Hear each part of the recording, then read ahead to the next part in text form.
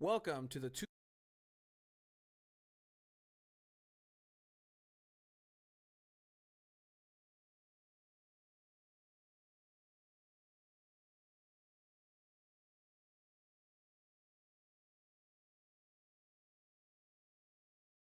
Sandals and shorts, and surf, and scuba, and sand, and sailing, and soccer.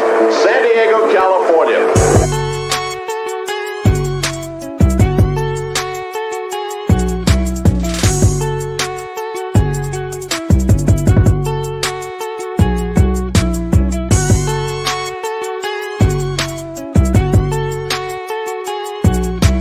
Previously on Two Balls and a Mic.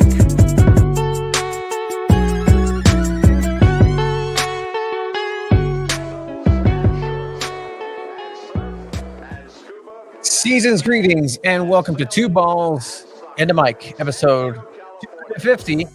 Back here on a Tuesday. Season's greetings to everybody who has joined us. We're going to get down and into it because guess what? Goals, gaffes, and greats. We have a good batch that's going to lead into some good MLS talk. And we're going to go down a little bit down memory lane for 250 episodes consecutively in San Diego. Transformations, aplenty. But we're also going to check in with what's going down in Snapdragon Stadium. Check in on that new sod that's coming in to replace the Kentucky Blue. As we've learned a lot about grass here in the last couple of days, last couple of weeks. We're also going to go ahead and be joined by the Riptides, and we're going to go ahead and speak on a community event that's coming up. Riptides, part of the supporters group, the Independent Supporters Union for San Diego FC. We're going to be having a couple of great events here in the community. We're going to go ahead and highlight that, as well as highlight locally San Diego Internacional, who are one of your two teams that is representing San Diego in the Lamar Hunt Open Cup, who are going to be playing this Sunday at Mission Beach. So if you want to have a chance to see a team that could potentially play against Lionel Messi in Open Cup games, it's a possibility. It's a possibility. It's such a stretch, but it's a possibility. It's a possibility. We're going to go ahead and talk with Barbi. Is it Barbi? No. So today, no one's going to be able to hop on tonight. But we're talking about it because, again, it's very important. On next week. I invite all the Riptides to come on down. Yeah, I invite everybody in the locals to come on down. San Diego Internacional. San Diego is in the name. We're going to get and touch a little bit on that as well. Josue in the chat saying, a huevo cheer from Barra 18. Barra 18 showing up here. We're going to show up. They do Mondays. play two playoff. They have a playoff game on Saturday, but I would recommend showing up on Sunday at 6 p.m. at Mission Bay High School to support San Diego Internacional in the U.S. Open Cup qualifying rounds. It's going to be a good one. I would say they have a good chance at winning this game as well. So. They have a good chance of winning this game against Chula Vista FC. So another team that's here Sunday, local in the UPSL. It's going to be 100% locally. Barra 18. Josue, like, look, San Diego Internacional. Estos vatos, these guys play at Barrio Logan. They played at Papaki. They played everywhere. I think they currently play at Papaki. They were champions of the San Diego County League. Yeah. They're involved here with the Sunday League because, honestly, the founders, ya son tíos, ya son papás. Yeah. Like, these guys are just like all of us, like broken down parts. This has been a team that's been together for over 12 years. Like some of the same group of guys that started 12 years ago are still part of that community and that part of that team. Just playing in the Sunday leagues now, more for fun than ever. But the UPSL side that they have, it's a competitive one. 100%. And they're good guys. I mean, the captain, Brent Zuniga, is a dude that is working literally in aeronautics, goes to work at 2 a.m. And trains and is a captain of this team and has experience in Open Cup. And is a freaking dad, too. And is a dad. I mean, that's... Superman. So it's a super dude. But you can see a gentleman like him put on and lace him up against Chula Vista FC here. Show with some drums. Sunday. That'd be so cool. Man, let us know. Let us know if we can go ahead and do that and coordinate, because that'd be really cool for the boys to experience that. All right. So let's dive in, man. Let's dive in. 250 episodes, Tony.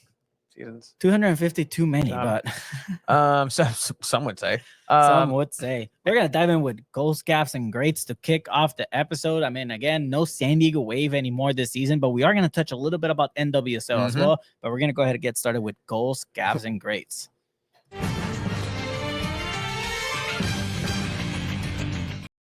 I know it's not. You And you think know after what? 250, After 250 episodes, there's different platforms. Let's take this behind. Like yeah, OBS used to be the way to do it. that was I your used to bread have and butter. I have like this. That's kind of like oh uh-oh. Uh-oh. Uh-oh. Oh, Look, it's no. clicking it. Oh, it kind of works now. Tony, we got a Stream Deck a while back, and Tony fell in love with it. And with Technologically. OBS, it was so easy to navigate with that. And then we switched over to StreamYard. I'll put it to you this way. At work, at my nonprofit today, I had to do a 10-minute presentation on anything I liked. That's going to lead into me having to do a presentation about. Did you talk about OBS? Something about no, not OBS. I talked about podcasting. Yeah. And the title of the presentation was it listening to your gosh. inner voice. And I walked everybody today on how to go ahead and have a podcast. I gave some great statistics. Did you know that 47% of people in the US above the age of 12 are monthly listener to at least one or in the stratosphere of a podcast? That's fucking dope. That's in 2024, actually. That's pretty cool. Did you also know that the species of human beings that we are, that's our species of animal, one of the few animals that, and the only animal that has the ability to have symbolic communication. And if I tell you a purple unicorn riding a unicycle, that doesn't exist in reality, but you can imagine that. Mm-hmm. Other species of creatures don't do that. We crave communicate. Long story short, podcasting has just infiltrated my entire life, and it's been interesting. It's for the better. I've met a lot of really cool, awesome people through it. Hola, chicas. Season's greetings. Hola, Felices, hola cachorro. Wow. All right, so goals, gaffes, and greats is where we highlight some of the highlights, some of the lowlights of the week. We're gonna get started with the goal of the week. This was a submission by our loyal listener Jeff Abramovich, who just sent us this and said, "This is my nominee for goal of the week." This is a goal by Dylan Hooper from Stanford University. It was a last-second midfield goal to win it. Like in college soccer, it counts down. It's 45, and once it reaches 0, that's it. There's no extra time. Yeah. So the clock was literally winding down to 0, and this is what we see.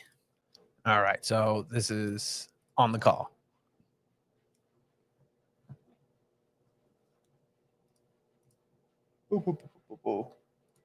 Golazo, güey. From halfway, you get dogpiled. Portero, ¿qué pedo? Honestly, here's my gripe with this. Like, celebrations in soccer need to be a little bit more responsible. I hated doing good stuff and then being dogpiled like this. Yeah. It's the worst feeling. Draws level. 6, There's 5, a Hail Mary 4, of a 3, shot. 2. Dude, goalkeeper. Tony, tell me this. What the heck did this goalkeeper do? It's a goal of the week, 100%. Some San Diego connections as well here, local players that are actually playing in this game as well, the goal scorer. The goalkeeper didn't do the one thing that you always have to do, is just to make sure you know where your line is. If there's one thing that you have to know is where that final line is, whether that's you then standing behind so you can quickly look down at it and know it's there. So anything beyond this, just stop it. Like, push it, parry it.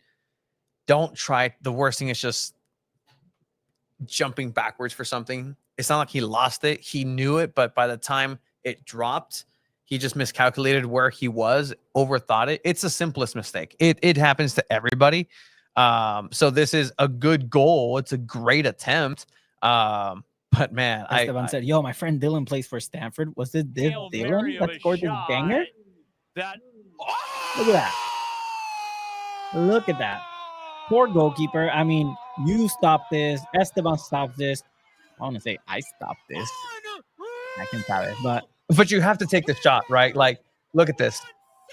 The thing is, this is crazy. It's not like the goalkeeper was too far ahead either. Let's ground ourselves, right? Like that, like the San Diego, the soccer fan that is very maybe pedestrian and only sees like FIFA, right? Like they play FIFA and or EA 25. And that's just the base root of their exposure to the game of soccer. They see something like this, a last second kickoff goal, and they're like, oh, that's not realistic. That doesn't happen. This is beyond what I would then say. Like, I would break a controller. Like, I think I would retire from video games for sure. Yeah, 100% of the time. if I'm the goalkeeper, like just do better. But Come to on. think to do that, like the thing, the thing to do that, was it just was it lucky? Was it a cross? Was it Honestly, just I think hoping? I think he was trying to just cross it to the box. Just get the ball there, right? Yeah, just get the ball into the box, see what happens. And I mean, dude, that's insane. At the last second, dude. Like, that's why Dylan Hooper, you win San Diego Punto Football's Call of the Week. Congrats, man. Sharing this with the likes of Joe Joe Benny Corona. Corona, like up there. Joe Benny Corona and crew making it over to the Liga MX, Liguilla, the playoffs. Well, the play-ins. The play-ins Yeah, to so the playoffs. they play Club America next week, Thursday, I believe. And then from there, if they win, they go through to Liguilla. If they lose, they have to play the winner of Chivas against Atlas. It's a new rule. It's like so stupid. 8 against 9th and then 10 against 11th or something like that. It's so dumb, but I mean, yeah. Joe Corona actually did score a goal, the tying goal in that last game against Puebla. So I'll call it quits if I was the keeper. Yeah. Esteban knows the pain. Like it just happens. It was happens. How about the announcer goal call? Look, I am in no place to. I sit next to somebody who does it at a masterful level. Sometimes, not you, Chiva. I'm sorry. But Craig Elston, when I am allowed the privilege to go ahead and call soccer's games, or more recently a Mexico versus USA exhibition indoor match at Front Weight Arena. Which, by the way, thanks, Ryan. That was a good picture. Yeah. The things that people do with cameras is insane. Like, he had already put his camera away, and then I thought, oh, I should have asked him for a picture. So I gave him my phone. I'm like, oh, it's not gonna. I've gotten people like, hey, what's up? In the DMs that I haven't talked to in a while, and I'm like, no, interesting, unwelcome, unwarranted advances. Let's not go ahead and it's a good call. I like it. It kind of feels like when people tell you nowadays, hey, you look great. I love it. I love that situation because I like people putting people in like weird situations. You know what? It happened at work today, and I cracked up. One of the staff. It was so funny. What happened? Staff tells the other staff, "Oh, you look so pretty today." Oh, do I look ugly every other day? Oh, yeah, it was funny. Is that somebody I talked to? Or like you know who that I know? Oh, okay, yeah, it was funny. I'm sorry for it was really funny doing that. But in any case, that is the goal of the week. It was a good call by the announcer. I like it when emotion pours over and just takes over. It's also very interesting too with like people who are like baseball announcers or football traditional announcers who then do soccer, who then have a good call. Like I'm like, great, like you, I love that. In Mexico, actually, in TV Azteca, when there was boxing, because boxing's huge. Yeah. There wasn't any dedicated boxing announcers, so they just used the soccer guys as announcers. It was cool. And then like you then hear like the one guy, because then they put Oscar de la Hoya Sr. in that same table with a couple of soccer announcers. David Faitelson. And then the difícil de creer guy. And then they had La Mason, which is the one guy that knows boxing. And his thing goes, oh, La Mason. But whenever there was a knockout, like they would commentate it like a soccer game. Yeah. So it was cool listening to boxing as if it was soccer. But then like, I mean, you cool. watch NFL in Spanish too. It was also soccer guys that started watching NFL. Jeff, thank you for that. That was the goal of the week. Thank you for submitting. Again, this can be for everybody. If you have somebody or know somebody or video out there that happened, a goal that needs to be highlighted, we're going to start working in contacting and actually having like little prizes or tokens, perhaps a little keychains. Oh, we have keychains actually. Yeah, we should send them out. That'd be pretty cool. Joe Corona actually, was a amigo. He liked my latest Joshua Tree post. Look at that. Like, hey, he's on his way. He was on his way back from a flight from Puebla. Actually, yeah, he was. And he just scrolling through Instagram and he said, "Oh, mi compa el Tony. Yeah, compa. I owe everything to him. He helped me pass." Nope. Nope. Verdad. Let's move on over to El Doc and Chavez. Y lama lamita with the commercials that are like with the Tecate commercials, where it's like, oh, estoy aquí con mi caguama, and then it was an actual turtle caguama, like instead of a beer. Like it was great times, great times. Pinches anuncios de Tijuana, comerciales, todos bien chingones. Ah, Qué fuck. barato. Bueno, bonito, Ahí barato. viene la ¿Tú vas al súper águila. o a la comer? We're gonna go ahead and have a Spanish version of Episode Two Balls and a 250. Mic. No, I'm just- So we're actually gonna be welcoming people to come on, and I know there's a lot of people, a lot of raza that wants to talk about football, and there's not really that outlet. We had it in other versions, and I think we tried with in Wave in Spanish. I don't even know. I think we did one. I think we did one. We did one with SDFC, and we've been trying to kind of. But if Start it you up want to again. go ahead and be a part of the San Diego Punto Fútbol en español de San Diego FC, pues hablamos de eso y come on, join in. Chútale un mensaje. Okay, all right. No. So again, Chiva, would you be up to call the game in Spanish for Wave or SDFC if given a chance? I actually do that sometimes out loud and to myself in the press box. Yeah. Because it's fun. Like it's, I mean, just think about it. Aquí viene Mel Barcenas por la banda. Se retrasa a Emily Van Egmond. Van Egmond la piensa. Otra vez con Sheridan. Oh, is this landing ball? Oh, okay, cool. Just land them all. Oh, Naomi Girma. Girma Kaylin Sheridan. conduce. Se da la vuelta. Aquí viene Sheridan de nuevo. Sheridan. Hey, we got a message on Girma. Instagram saying, get Coach Mikey on Español. So we're actually working with the club on getting Coach Mikey Varas with a sit down interview, because again, we want to go ahead and make sure that we want to make sure Pickbox Media gets them first. Our mentioning Craig right on 97.3 The Fan with Annie and Nelson 10 to 2.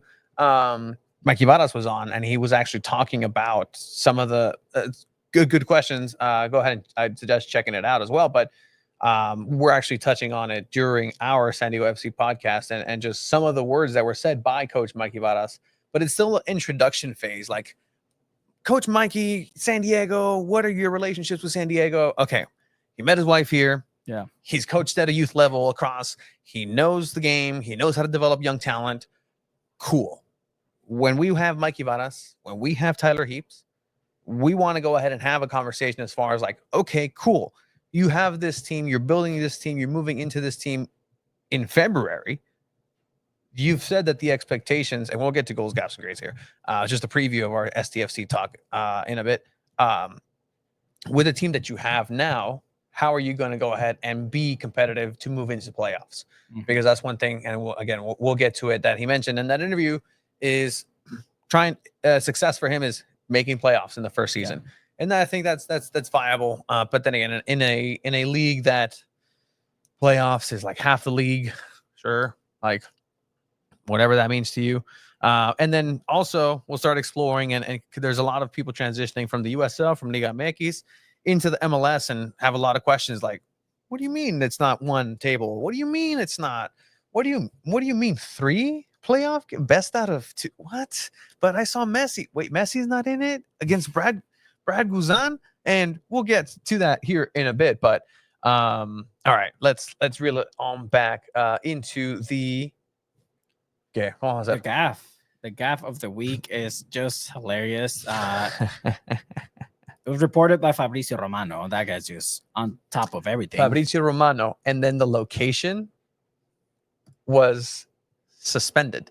I don't know if you saw that. Like, that was actually hilarious. The location is suspended. So tell me about the gaff of today. Yeah, so Premier League referee pretty much gets caught on video, say calling Liverpool shit, and club calling him a cunt. I mean, you're just quoting at this point. I'm quoting, and he was suspended effective immediately. There is a video of it if you want to just scroll to the right on that, and you can actually see the video. Man. Well, all right. Before we proceed, we want to go ahead and say that this does not reflect the actual thoughts and views of anybody of San Diego Punto Fútbol. Oh boy. What did you think of the Liverpool game when you were already? I'm not liking how the way he's looking at that camera. Somebody is uncomfortable here, and it is very much me. Liverpool was shit. What do you think of Jurgen Klopp? Cunt. Absolutely. What would you say? Why would you say that Jurgen Klopp was a cunt? Aside from having a right pop at me when I ref them against Burnley in lockdown, then he accused me of lying, and then just had a right fucking pop at me. And all right, I'm just going to stop it there. I mean, this is something that's not okay in the world of just professional anything. You're supposed to be looking over the law and being objective in the sport of soccer. You are exercising the laws when of you're the game. A current referee, you can't do that. You cannot have an opinion like that, at least in public. Granted, Klopp is not a coach anymore in the Premier League. Okay, but you still can call a current team, a team that's top of the table, a current team. I don't care if that's at the bottom of the table. Like you cannot call an opinion. You can't have an opinion about a team in a lower league. I'd be questioning you if you're, hey, like what if this was what if the question was more like, hey, Liverpool this season or their last season, how do you think they did? It's like, oh, Liverpool was shit. I'm not saying that. I still don't think you can say that. I actually know a couple of referees that are now since retired from Liga MX, but just as I was doing my refereeing in credentials in Tijuana for Baja California, I knew a guy that was actually an arbitro with Chiqui Marco. Chiqui Marco, Mexican Liga MX. In any case, like, you have to think about it because every single referee, aside perhaps of the Premier League, just everybody has a second job from refereeing. And if you're a true professional, you want to be the best, I would hope. And then the best would then be like moving forward, right? Like there's pride in being a representative of a refereeing for your country. Yeah, that's something that's real. If they're certified to be a FIFA referee, which if you're in a FIFA league, you have to be vetted through FIFA rules. That's why I say, like, you can't have an opinion about another team, because guess what? If you say like, oh man, like I'm a Liga MX referee right now, but you know what? That team over there in Sao Paulo, like, can't stand them. Guess what? 2 years from now, you're the one that's selected for Libertadores. That gets pulled up. Oh, guess what? You can't do Libertadores. You can't, because you have an opinion here about this team. Yeah, it might sway you. It might do whatever. Klopp, he comes back to the Premier League. He's going to go ahead and be a sporting director for Liverpool, or he's, whatever. Like, not okay. And what are you doing? Like, everything in that video was a bad situation. That guy did look uncomfortable. It looked like lads being lads, boys being boys. Yeah, but boys being boys has consequences. Ask the Dodger fan who had his hand blown up. Boys being boys. Yeah, it's just insane. Like, I mean, especially if you're a Premier League referee, like, don't get recorded saying anything like this. Like, he looked straight into the camera, whether he didn't know he was being recorded or not. Like, it's just not a good look. And I mean, that's why, buddy, David, get better friends. You win San Diego Punto Futbol's Gaff of the Week. We're gonna send you something. I don't know, keychain, bro. Like, it's fine. But all right, moving on, and this will segment into some SDFC talk, along with we just need our grade of the week. We do need 100%, which is Brad Guzan. We're gonna touch on this goalkeeper, a U.S. legend, actually. This is a name that we're very familiar with because he was one of those goalkeepers that, for the longest time, was like him, Tim Howard. ¿Cómo se llama el otro güey? Garcia Aspe scored a beautiful goal on him. Super heads up. Anyway, the performance from this last weekend from Brad Guzan is something that goalkeepers dream of, in terms of what's the ultimate when you're in MLS. I think now is being the one to say, I stopped Leo Messi. Leo Messi by no means is in his prime. This Inter Miami team at home in the second or the last phase, winner moves on. Again, phases, teams, like it's confusing. Is the third game of the series. They were tied 1-1. I mean, Atlanta United came in as like the last seeded team and to make the playoffs.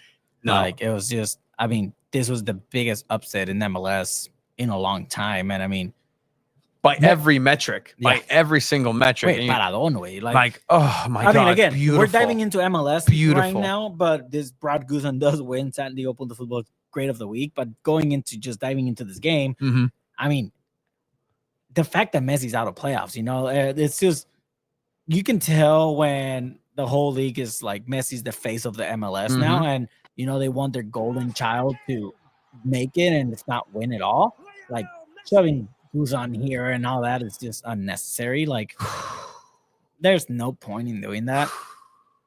Like, I put myself like the situation where Luis Suarez is shoving me in after being scored on. Like, I would have seen red, and I don't know if I would. And then you have Suarez telling you get up, and then have the composure again. And you're the away team. You're ruining everybody's night here.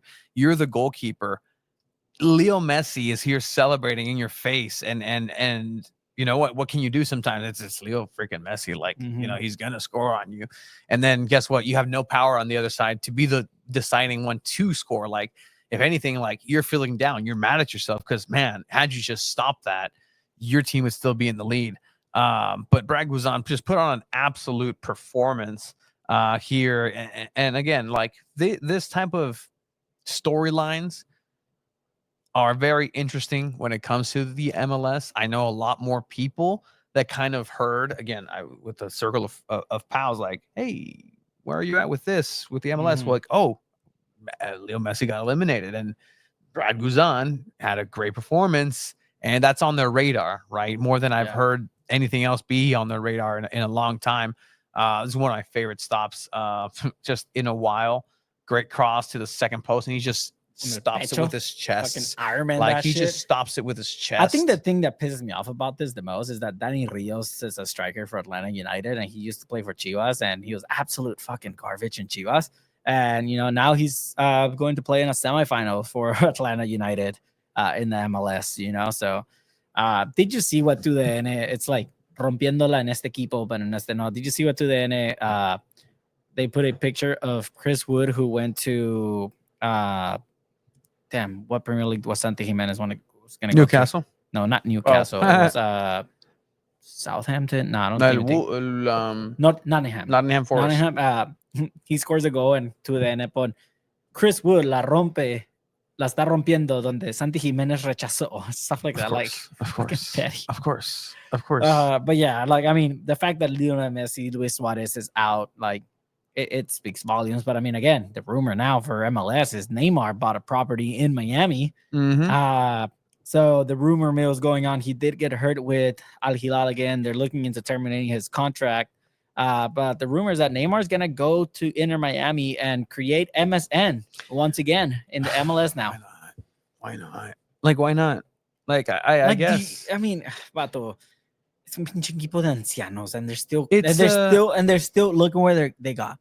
It's very weird, like because at that age, American sports kind of allows for that, right? Like, it's very interesting because you don't see this happening anywhere else, but there's this new version of sports that wants to see all the powers combined, that want to see the Ninja Turtles and the Power Rangers in the same movie. Like the Jetsons and the Flintstones are, you know, back at it again. Like this crossover thing where they want to have everything. The Saudis are doing the same thing with golf. Like, let's go ahead and buy this. With UFC, hey, what if we just throw money on this and have the best fights? Because that's what you want, right? Yeah. That's what they're doing with their soccer too. Hey, what if we just have Cristiano Ronaldo? All right, cool. Neymar. All right, let's just throw some money, because it's a big name. People are going to pay for that, and it's being beneficial for the MLS. Lionel Messi, the eyeballs that he's brought, the attention that he's brought. I'm actually, you know, I'm going to reach out to our friend Samantha Rivera, just because she's been covering Messi in Miami. Just a reporter over at CBS. In Miami, and done a great job. That's a lot of the coverage that I've been kind of following in terms of how soccer is being looked at in local markets, and in the local market where it's the best possible situation, right? I don't see another MLS market outside of potentially what LAFC sometimes captures in a bottle, because now, you know, you see some you don't see the same passion as you did early on sometimes, unless it's playoff and it starts picking up, and that's natural. Yeah. It's natural for any team, but there's a fever pitch in Miami because you have that, and that's been working on a financial side of things. It hasn't necessarily worked for results. This team is now qualified for the FIFA Club World Cup somehow, and shenanigans be shenanigans, MLS be MLS. This is kind of what San Diego is now going to be facing and in the midst of. San Diego FC coming in and being the new face in town. Again, the inaugural match against LAFC. All right, you can go ahead and have Galaxy. Galaxy in LA. And so that's going to be just that storyline set up already. Yeah. LA versus San Diego. At Carson, there's storylines with San Diego sports teams in that stadium. Like, And then who's going to come play? It's St. Louis. then they're going to play a home game at St. Louis, have two big events. The first big events, SDFC's inaugural match, first match ever, historic away. Then you're going to have the first ever inaugural historic home match against St. Louis FC, a team that is also going through their growth. I think they're coming into year 3 now. This is year three. First year they ended up in playoffs, so that's what Coach Mikey Vadas for SDFC is saying, that would be the measure of success. And I think that answer kind of coincides with what St. Louis was able to do right off the bat. They did something really cool. They captured the attention of the city. They captured a lot of really good things that were fed into the existence of a USL team there. Yeah. Much like in the same way, like it or not, for as much of a stepping stone or footnote as it was with San Diego Loyal and the USL Championship here in San Diego, it's something that definitely existed there. But now SDFC is coming into it. Yeah. Would you say? I mean, let's just talk SDFC now. If SDFC does not make playoffs year 1, would you call that a failure? I think it's a little hard to kind of pinpoint that right now, right? Just because we don't know who the team is, we don't know who the player is, we don't even know who the assistant coach is yet. We do know the football leadership team has been selected by Tyler Hibbs. We have Mark Persson, who's going to be the assistant sporting director. Essentially, he's just one below Tyler Heaps. Like, he's the assistant sporting director. This guy's going to be overseeing like player development. He's going to be in charge or taking lead with Mikey. Oh no, not Mikey, but with Tyler Heaps on getting players to sign for the team. You know, he has experience with Inter Miami as a former scout for Manchester United as well. Like, he's been in soccer for a long time. So, I mean, congrats, welcome to San Diego. But now you have an important role in a very important team that with a fan base that wants a championship, not just in soccer, but in anything. Yeah, and that's going to be the thing that people who support this club are going to have to, kind of weigh in what's important to them. Is it important to them to be represented in the soccerverse positively and have a chance to really be an impact, not just off the field? Because again, kudos where kudos is needed off the field in the community. San Diego FC has gone out. They have taken some bruises. They have taken some beatings. They have had some learning experiences, which they've moved forward from and have learned. And just like anything else, there are growing pains. But when it comes to the sporting side of things, everything is still new and shiny, and it's still a giant question mark. Mikey Vadas, Tyler Heaps, the Moneyball, the new kids in town, the bad boys of soccer, the bad boys of MLS, coming together and putting in an interesting side in terms of leadership. Because again, you have to have this different experience from everywhere, right? You're mentioning that the first person here, Mark Presant, good experience on a global scale. You want to be a global brand. You don't just want to be San Diego. You have these global networks already, and you have to have an intricate knowledge, not just of the MLS model. You need somebody who has that 20,000 foot view. And I think Mark Presant here is able to do that with some home cooking. Philadelphia Union, you know how the league works, you know how everything is kind of put together in a way, how the sausage is made. This is an opportunity to do something innovative, but filled out the team as well. The Tyler Heaps putting together with who else? Oh, yeah, Messi is on mute. I was just playing a prank on you there. We got, as a technical director, Kenneth Hayner Muller. He was a former professional player as well. He ended up Mhm. breaking his leg in his 30s, so had to retire. He was the coach for different teams in general, but I mean, he was the Denmark national team women's head coach, the Mhm. Canadian women's head coach as well from 2018 to 2020. He was the assistant, so I think pretty sure he's worked with Caitlin Sheridan. Do you know if he's familiar with drones? I'm just saying. No, just I think hopefully this was the last one, but I mean, he might have been involved in that. Hopefully not. You would hope not, but you really hope not. But I mean, anyways, like, I mean, he has experience as well. He has over 2 decades of coaching and technical leadership. This guy's going to be the X's and O's. This guy's going to be helping just kind of define what the play style, obviously with Mikey Vadas involved, he's the head coach, but this guy's going to be essentially like the mindset or the soccer guy to go to. If Mikey Vadas is like, dude, what else should I like? What do you think of this? Anything like that? Like, this guy knows the game in and out. These are the guys that you see coaches when something happens and they're like, oh, they do this, they do one of these, and they talk to somebody next to them, and they're like, okay, cool, and then they order somebody else to put somebody else to warm up. Like, these are the people that we're already talking about. The Mikey Vadas, his first hires, moving into wanting to go ahead and put in that style, that flair that is going to be supposedly successful right off the bat. Yeah, right off the bat. A lot is still depending on the draft and the expansion draft. With that, who else is part of the team here for SDFC? We got on the technical Luke side? Jenkinson. He's head of human performance. That's the title. He is in charge of sports medicine, nutrition, psychology, the sports science, conditioning, anything that has to do with physicality. He is in charge. And I mean, look, this is going to be the guy that's going to be giving the electrolytes to the players at halftime. He's going to have those little shakes for all the players that he hands them out at halftime. He's going to be in charge of working out with the players that are getting hurt. Science. All that stuff. Science. This is Luke Jenkinson. He has over 15 years of experience. He's coming from DC United. So again, he has experience with professional footballers and just anything that has to do with MLS as well. We also have Joe Jasu. He's director of football operations. This guy is kind of like the HR in a way. Like, this guy is onboarding people that has to do with the soccer team when it comes to actual players, or coaching staff, anything like that. This guy's the guy that's going to be firing players as well, or telling them, hey, like, you've been traded. Like, this is the guy that's doing that. He's director of football operations. Anything that has to do with soccer, with the team, like, he is taking care of that.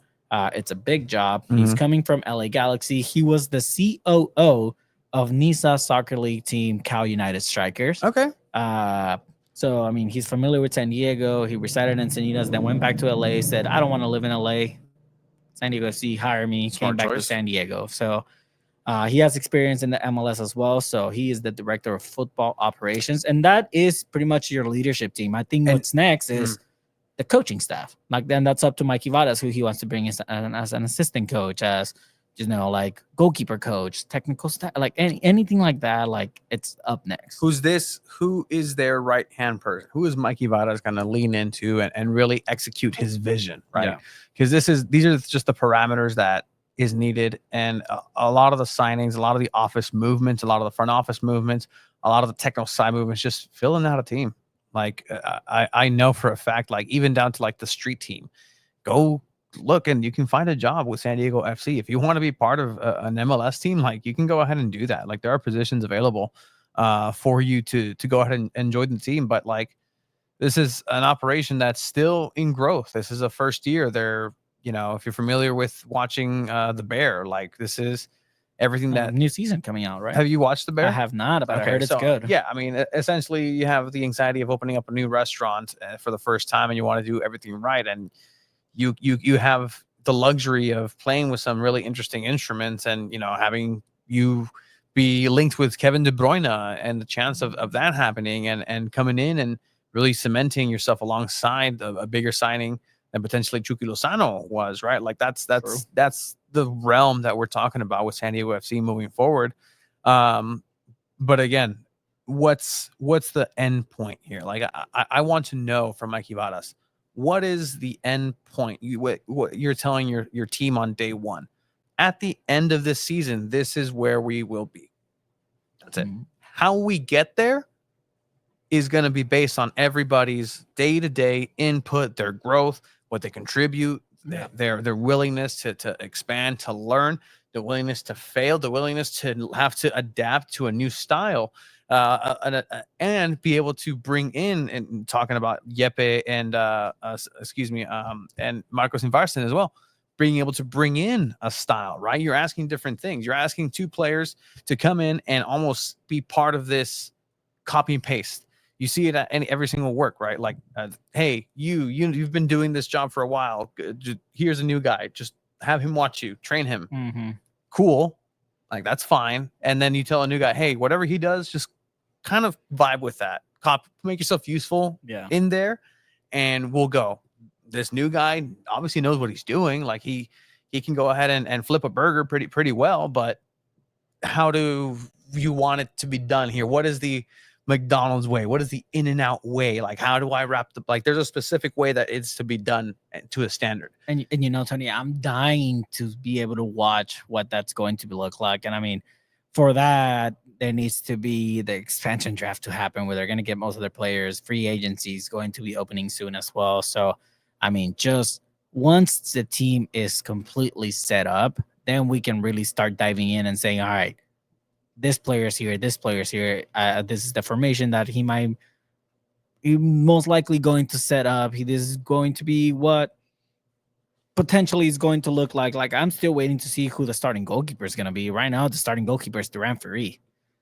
So I mean, I'm waiting to see what other players. I know Brad Goosen's actually going to be a free agent coming up this season. Is that where you go to? He's finishing the season off well with Atlanta United. So why not get an experienced goalkeeper? I mean, I don't know if people let us know if you would want Brad Goosen to be the goalkeeper for San Diego FC.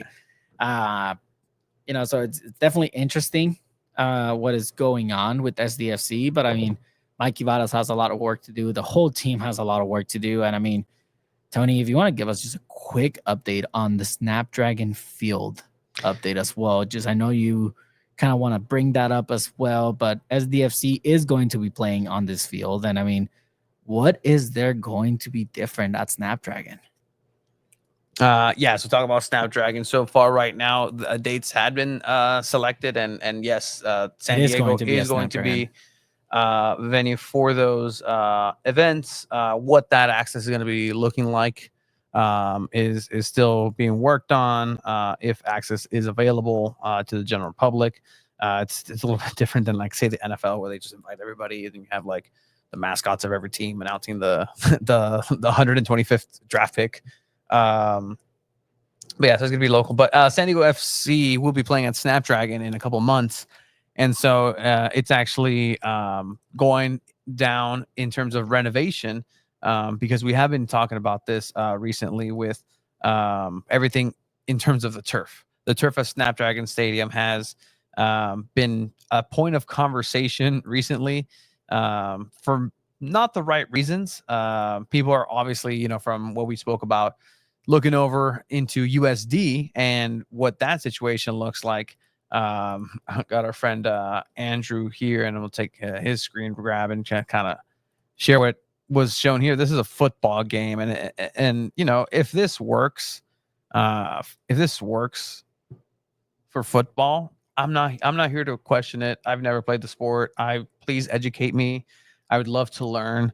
But if this is acceptable in that sport, then that's fine. Like, it's a football stadium. This is San Diego State Stadium. This is the San Diego State's football team doing this. Like, hey man, I have no qualms or hey man, we were told this was a soccer specific state, and that's fine. At this point, you know, we kind of roll with the punches. And I really think that it's what are you going to do for me now? What are you going to do for me lately? New turf is going to be installed after Monster Jam, and that's kind of what was already projected. It was already in the plan. It's not something that had to be changed. Saw us you play on the pitch, and oof, horrid. Yeah, I mean, it's not the best at all. Update on the kit launch. There will be more information. It's going to be coming in depending on the manufacturer, Adidas, and how much they do produce, because I know people have been asking for even just something Adidas. Like there are a couple of Adidas branch. There was a jacket that I wore the other day that people are asking me for. It's like, oh, you got the SDFC jacket? No, I got it out for $10 at the Viejas Adidas outlet. So I mean, go find yourself some Adidas merch over there. Such a deal. But yeah. So, what do you think about this situation that's happening? Do you think it's going to get worse? And I'm just asking you as a person who's been there, right? We hadn't seen Snapdragon in person in such a state, even with everything that was going on. But I mean, what do you think? I think that this guy told us that this was a soccer specific stadium. Should go. I mean, you mentioned it, Snapdragon, right? Like stadiums here in San Diego are a bit of a touchy subject. There is a museum of rendering somewhere in downtown, probably. But you know, there's been a bit of a departure of saying that it's a soccer specific stadium. Would you still kind of agree with that? Go along with that? So sick. I mean, it's almost like a multi-purpose venue at this point. I'll let you know how Coldplay was tomorrow, and in a concert setting. I miss Jimmy Buffett, unfortunately, but it's one of those things where there seems to be a need. If there is a need for maybe something to grow with something that's only soccer in that house, would that be something that long term you'd be open to, would be interested in for this team? What's long term mean? I mean, if an opportunity arises, say in 10 years, to have that spot where the power plant was that blew up a couple years ago, that was supposed to be the Chargers on J Street in the marina.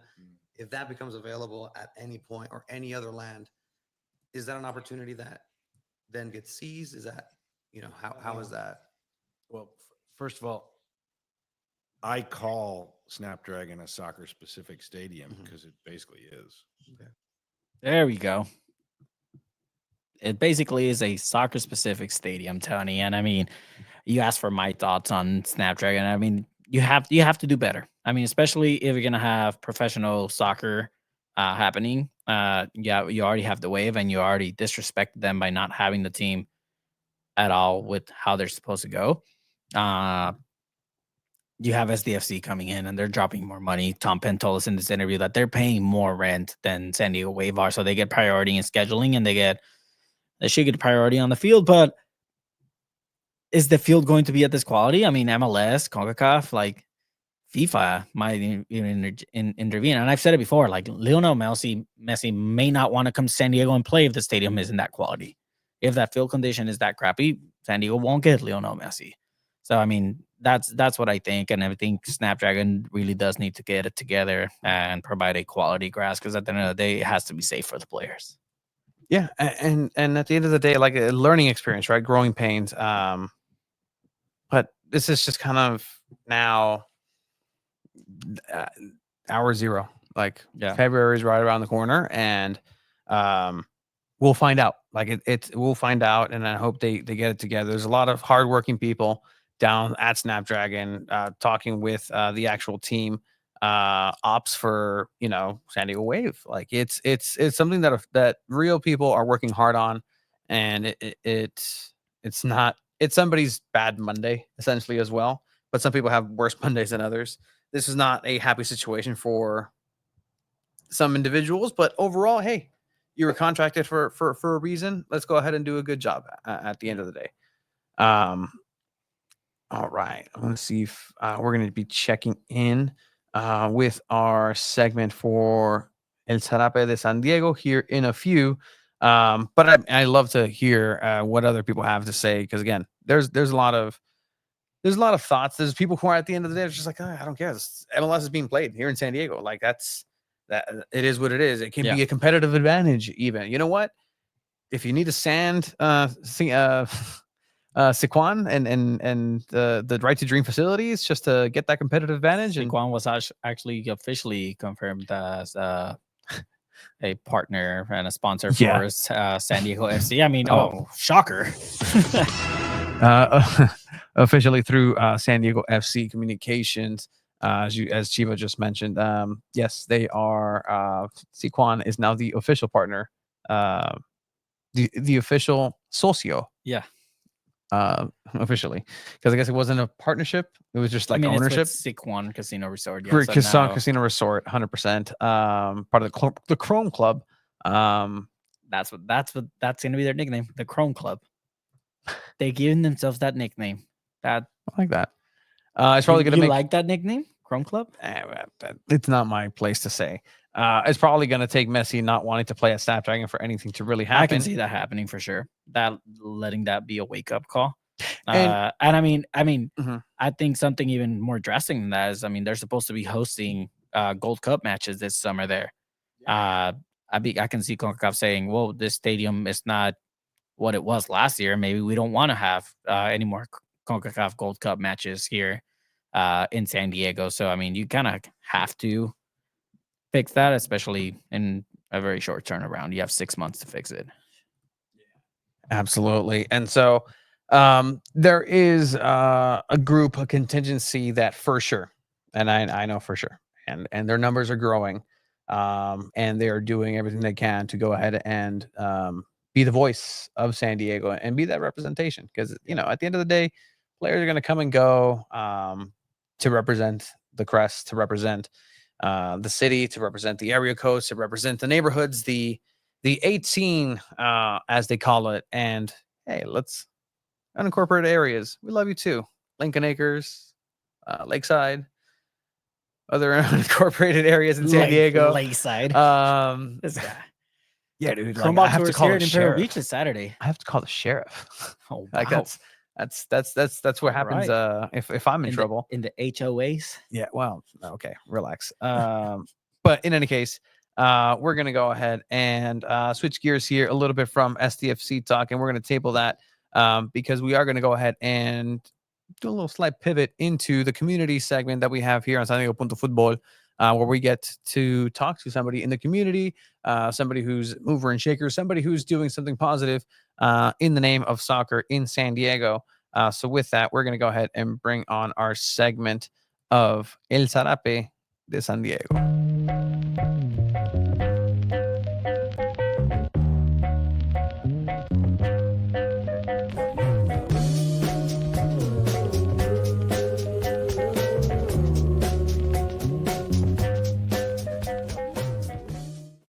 And with that, we will go ahead and welcome on to the pod from the Riptides.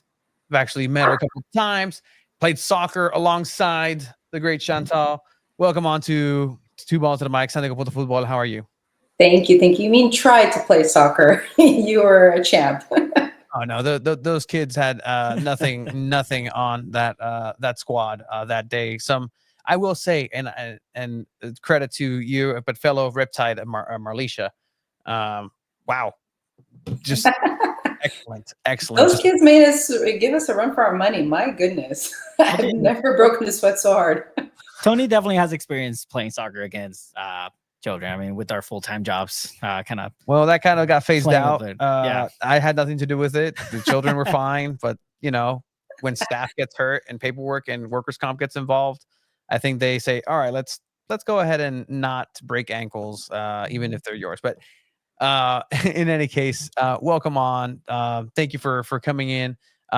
Just real quick with the Riptides, how has that experience been for you, coming in and really getting involved with the community? Because I see you everywhere with the Riptides alongside Presidente, Matt, and Justin, who are just the triumvirate, if you will. But how has this experience been for you?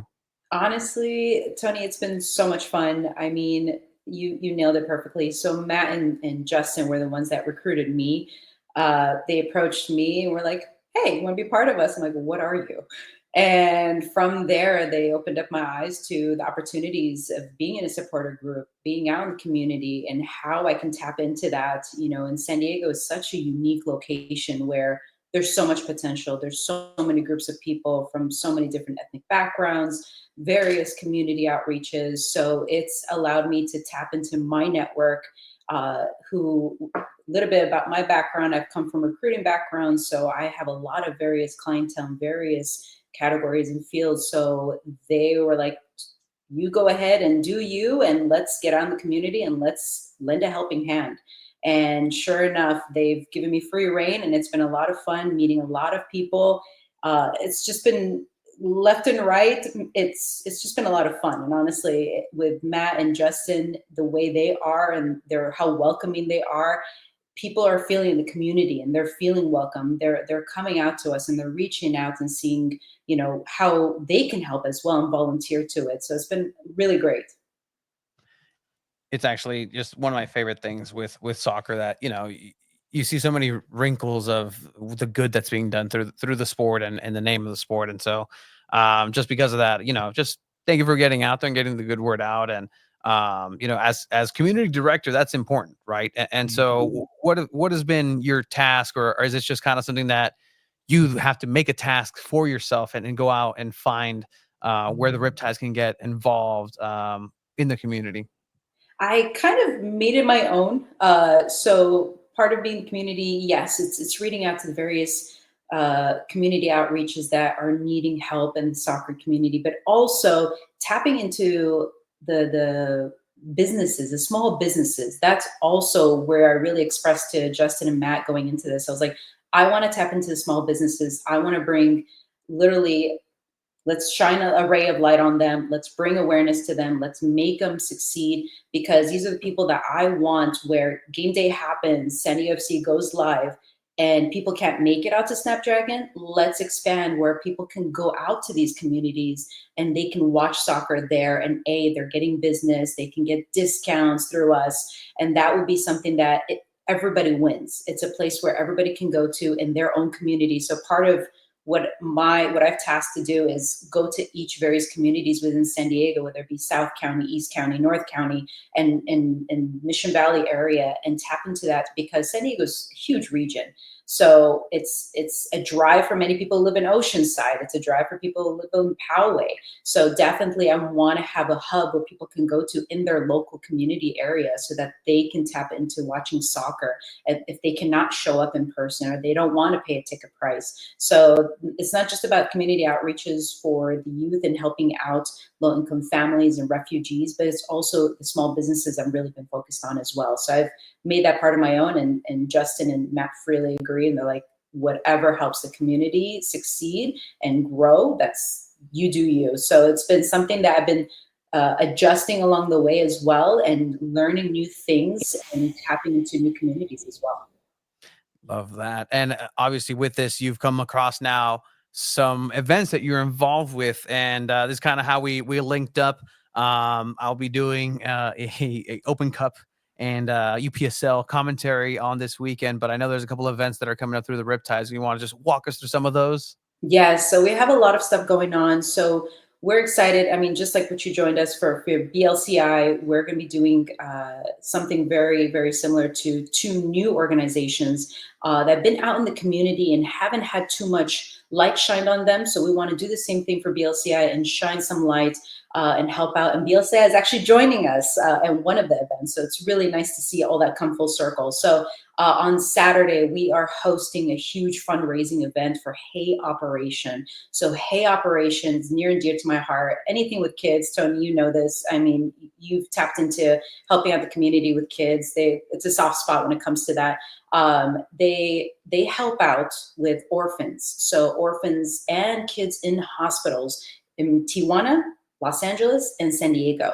This started with a 16-year-old's idea at the time. So back when the co-founder, she was 16 years old at the time, she wanted to be an architect with the idea, the intent to build a huge orphanage for kids. But wasn't an immediate grasp of a potential right away. So she decided, what can I do now until that does become a dream fulfilled? And she started on her garage, where she used to extend to family members, whoever wants to donate, we're going to take gifts to Tijuana. And from there, it merged from her garage into a huge warehouse now.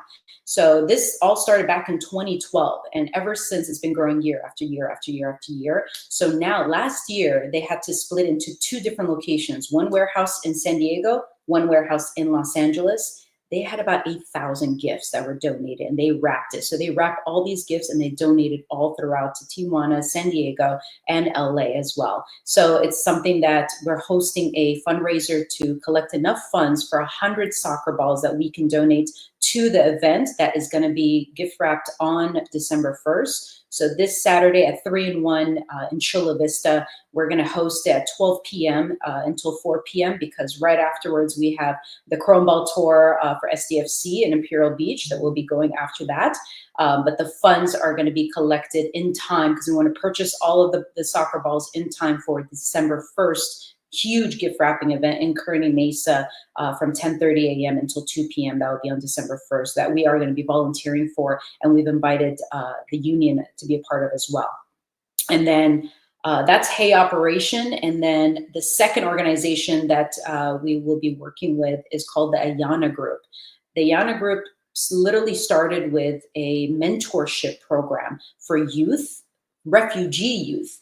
And it just started with a couple of volunteers that saw potential that these refugee kids that were coming from the Middle East, and these kids needed assistance with schooling, with being able to have access to soccer, help with emotions, emotional behavioral issues. So very similar to the BLCI, you know, what they help them with, which is they help them, BLCI helps with education after school and also with emotional and behavioral issues. So this started out with helping 30 kids, it's expanding to 40 kids, and now it has extended to hundreds. So they have grown significantly, and they've partnered up with YMCA, and they help even put galas together. And now these galas have raised so much funds where now they're able to offer soccer scholarships for these kids. So we are now been invited to their fall festival, which is this Sunday, November 17th at the YMCA McGrath family at Rancho San Diego in El Cajon area. And it's we're going to be holding soccer scrimmages there. So this fall festival, it's going to have over 1,000 people in attendance. And it's all families that are receiving aid from Ayana Group and families who are sponsoring and assisting as well. BLCI will be joining us at this event as well. We're going to hold a soccer scrimmage where we're going to have little soccer clinics for various youth groups and a soccer tournament as well. So there'll be music, there'll be jumpers, there's going to be fall festival games, there's going to be also food available. And I actually just met with the union leadership meeting we had just early before this, and we're going to have all union be a part of this as well and have a presence there. So it's going to be really awesome. We have volunteer coaches, and anybody else who wants to volunteer, please by all means reach out. It'd be really awesome. That is so cool. Everything that was spoken about. First of all, you should run for office if that's ever like that's the good that you need to do. Like that was incredible. Yeah, no, thank you. No, exactly.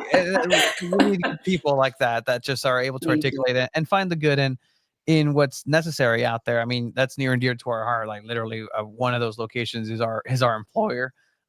And it's literally something that we deeply care about. And speaking about just like the funds as well for the soccer balls and this reality, right? Like people think like, oh, I'm just going to donate and it's easy and they're going to get 100 soccer balls. No. There's so many things that people think about. If you cross 100 soccer balls at once, there's a slight chance that in crossing, Mexico's going to be like, you need to pay taxes on that. And then that's an additional fee. And you see it, and this is a reality of just what happens, right? You see those giant, massive toy trucks, not toy trucks, the truckloads filled with toys and bikes that like the Hells Angels collect, and they donate, and they're stuck at the border because they have to count every single one because they have to pay taxes on a donation to orphan children. Like these are the things that sometimes don't get thought of, and I'm glad that, you know, emotions are happening to go ahead and alleviate some of this because it's the reality of things. And this is something that again is connected because of the game, because of SDFC, because of the supporter groups because of great people like you and yourself and the union that's coming together. And I think this is what can be done, right? In terms of what's been going on with SDFC, there's not a lot in soccer wise, but if you look at the nitty gritty read in between the lines and of what's actually been happening, it's a lot of what's always been here. It's people helping people. It's people shedding the light where it's necessary. As far as a further call to action, Chantal, like what else do you see like a need for people to just come out? Because again, there is something about hey, let's throw a couple bucks, let's throw a sock party. But like Mhm. being out there and being present, how big is that? That is the biggest thing. It's easy just to here's money to it, but it's the physical, emotional presence just to be there, just to show up. That means so much. That means you care. You want to make you want to make a difference. And I mean, I've grown up in San Diego my whole life, and to me, using soccer to tap into helping various communities where I come from a Middle Eastern background, but I grew up in Chula Vista. So I grew up with Latino culture, and it's very near and dear to my heart. I learned the language because of it. So it's something that I see so much potential in the Middle Eastern culture, in the Latino culture, and the Asian culture. There's so much opportunities that if only people just are open, how can I help? What can we do? Small thing, just small thing by showing up makes a difference. And it's just that presence there. And to me, soccer, just look at the World Cup, how different nationalities all come together. This is the one sport that does that. And that's why here in San Diego, that's such a unique place that literally we're international. So all these international groups, I see potential to tapping into all of them and how we can help each other. And that's by best helping the community and using San Diego FC through that. And they've been very willing and able to help with that. It's been awesome. That's great to hear. And again, just keep getting the word out there. And however it is that you do, I'm glad that the union is also in support of these events, because it's shedding light on those different aspects as well. And I mean, again, if anything, we can help spread the word or just have it on anytime, Chantel. Like we deeply care about this, and I really wish I could go to school some kids. I know you did so good. I swear the kids loved you at BLCI. I was looking forward to if you joined with this one, but next time we're gonna have another one. Don't worry. They're asking, demanding another game, so we'll have that soon, hopefully. 100%. I've been training. No, for that time. But again, I want to go ahead and thank you. And part of the Riptides, right? Like this is the group of individuals that are coming together, putting their own take on supporters groups and supporter culture here through the MLS. You can check it out, riptides.club for the website. Anything else for the Riptides or anything else coming up that people should be aware about? We have a lot of events coming up down the line. We will be sharing with that. We do have a lot of more community events and union with union events as well. It's going to be something that we're from now until February. We're just back to back to back to back. So keep our Instagrams in line because we're going to be posting about various events that are going to be coming up. But other than that, thank you guys for having me. You guys are awesome. You're always in support with everything that we do. I appreciate you all. Thank you. Thank you for coming on. Thank you again. And again, get out there in the community. It's part of it. And this is what San Diego is all about. Chantal, muchas gracias. And this has been El Sarape de San Diego. Go ahead and put it on, Chiba. Thank you.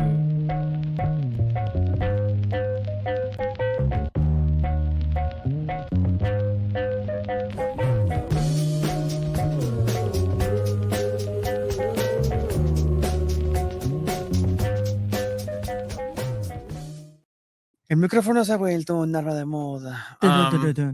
It's so weird. Like again, this is what we do.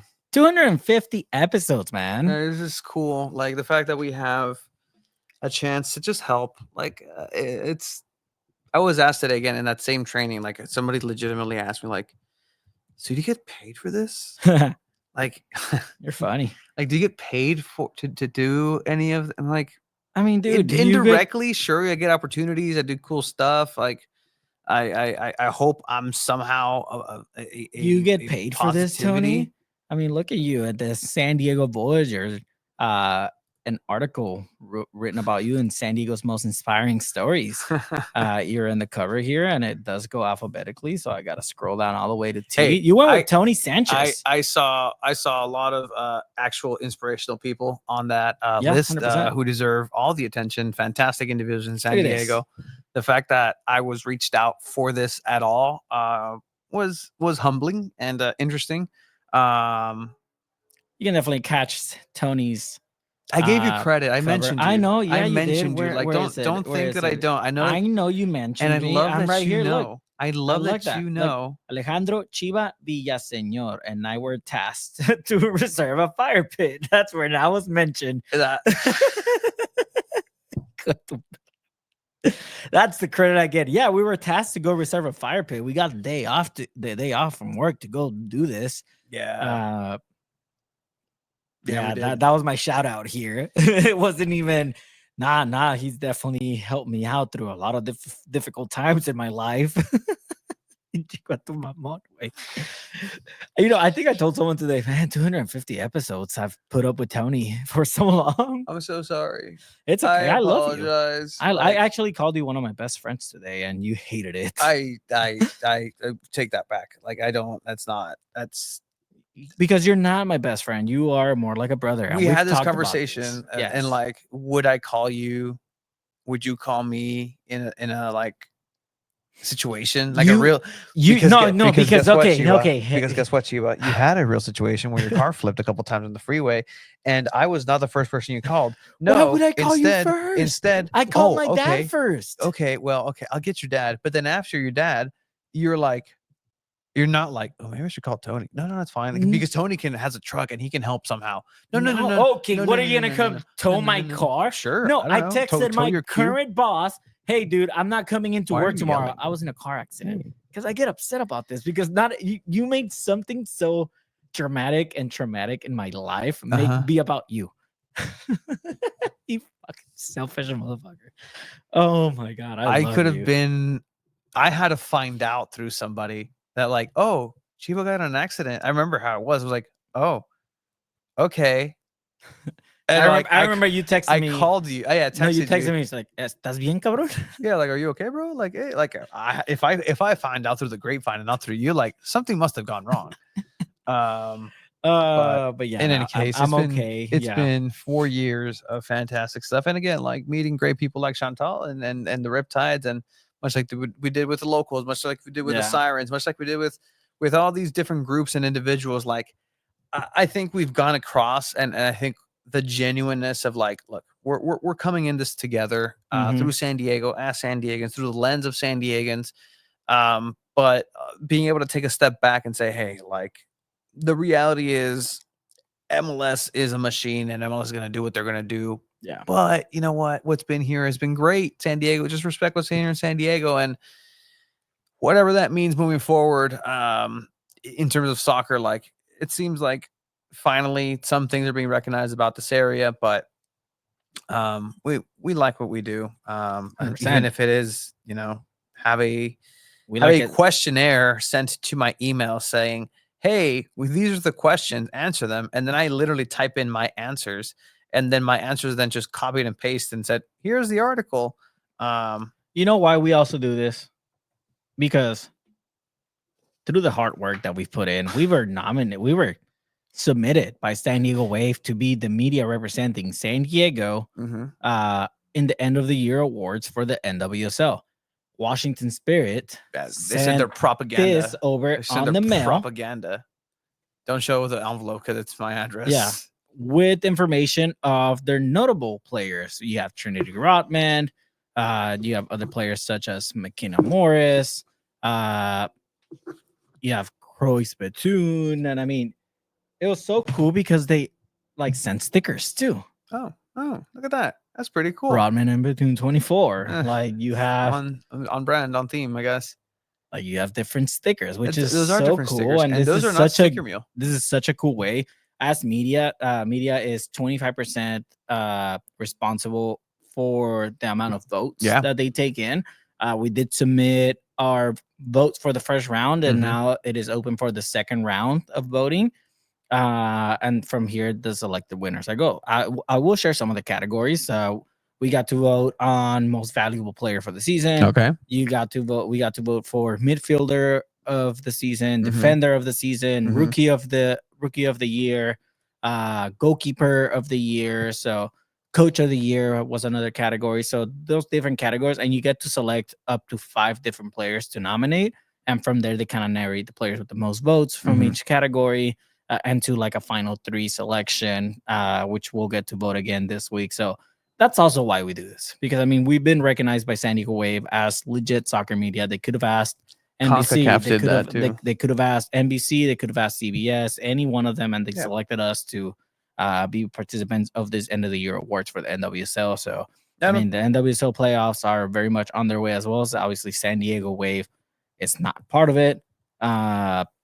We don't take that lightly, like, and that's why, like, when it comes to like asking and waiting in line for our turn, when we do get Mikey Vadas, when we do get Tyler Heaps, when I just want to talk ball with them, and whether they get paraded around different outlets and avenues and doing the thing, because yes, they need to get the word out. Like, if I'm a San Diegan, I don't know if anybody wants to go ahead and just throw in their 2 cents as well, how they feel about it. Like, have they done enough to get out there? Have you have they done their due diligence to get the just standard fan, that a casual soccer fan in San Diego, to buy into this project? Like, are they out there? Is how many tickets are you going to sell from being on Good Morning San Diego? How many realistic season ticket members, lifelong fans, are you going to make by having Chrome ball tours are almost over. Chrome ball tours? Like, that'd be interesting to see how many were yielded, and I bet you a lot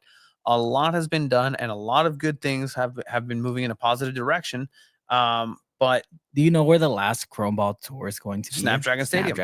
Snapdragon Stadium, and there's a tournament that goes along within the Chrome ball tour. Like, that's going to be a big event. That's going to be the first Chrome ball tour that they are requiring a registration fee for teams to participate in. Yeah, I believe it's $250 per team. Yeah, so that might be an avenue that some ligament of San Diego FC moves into, a little bit more of street soccer paid tournaments, and for the street scene, and that took a life of its own. We covered the ISFA street soccer tournament with San Diego FC having a team represent not just San Diego but the region, with a couple of players, international players, both sides of the border players.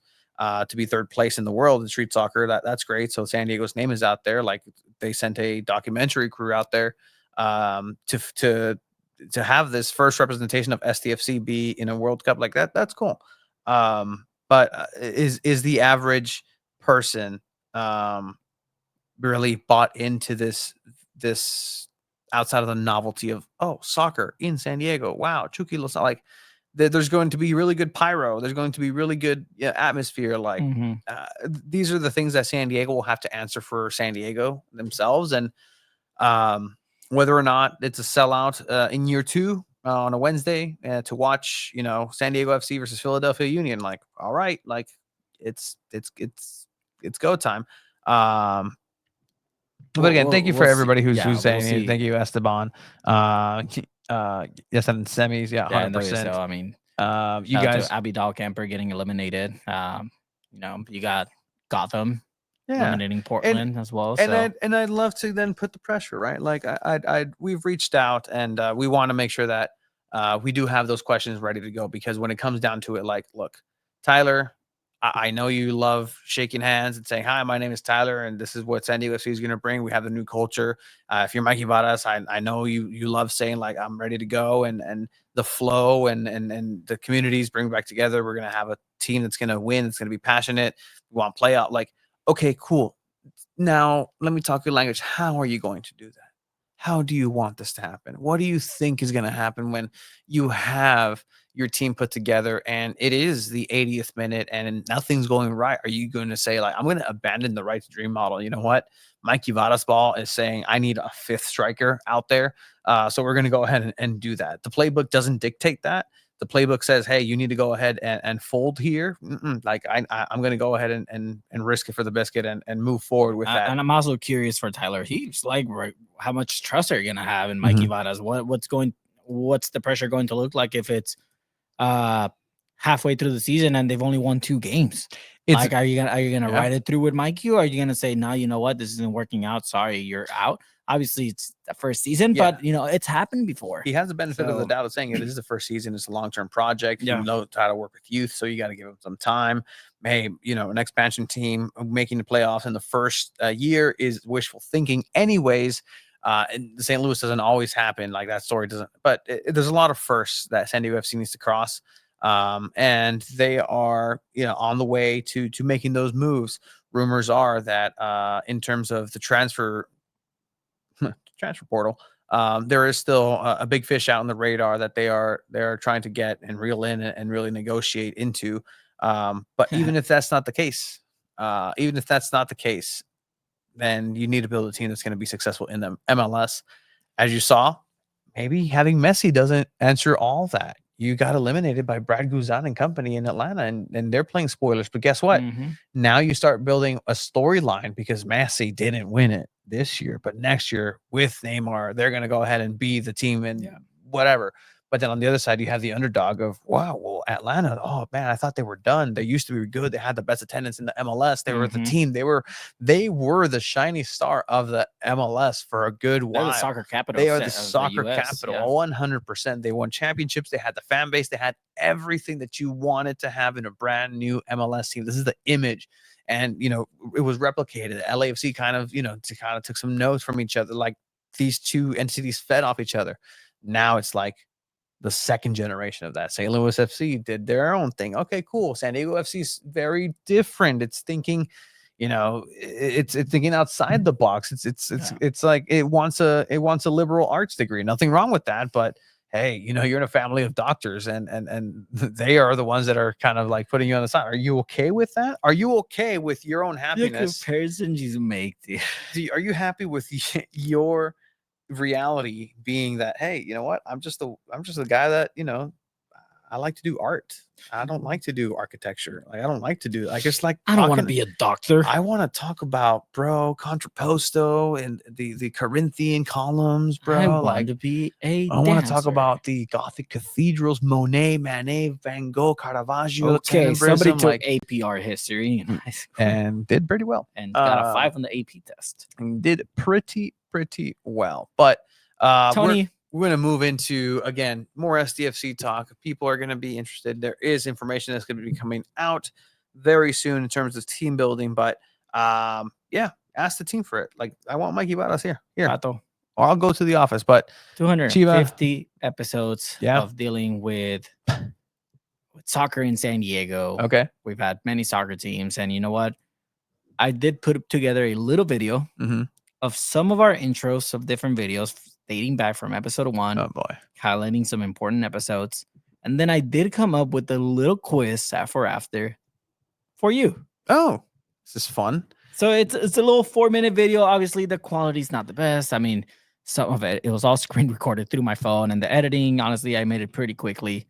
But this is just, did you guys see that Mikey Varas and Tyler Heaps went to La Mesa Chrome Ball Tour? Yeah. Shout out to SDFC Bros getting a quick exclusive with Mikey Varas. Yeah, no, 100%. Like, again, we've spoken to Mikey Varas during his presentation. Like, it's fine, but like, I want that in-depth conversation, the nitty-gritty, the sit down and get to know what he's going to be coaching. Because during the season, I expect to be at Singing Hills Springs and just and seeing the training and having those talks with them at training. Like, and man, seeing how SDFC Bros got Mikey Varas. We got Landon Donovan 4 years ago. So all right. With the phone.